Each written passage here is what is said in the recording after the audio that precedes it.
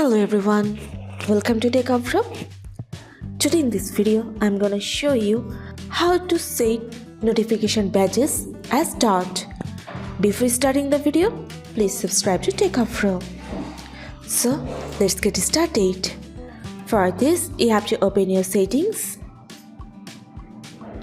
Now scroll down and click on notifications. Again, scroll down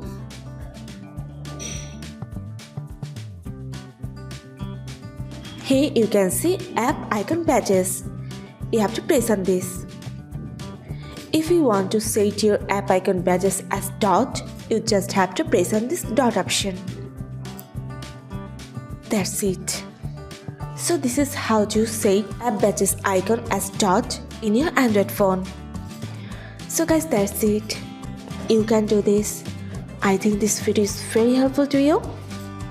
If it was, then give a thumbs up and hit the subscribe button. And thanks for watching.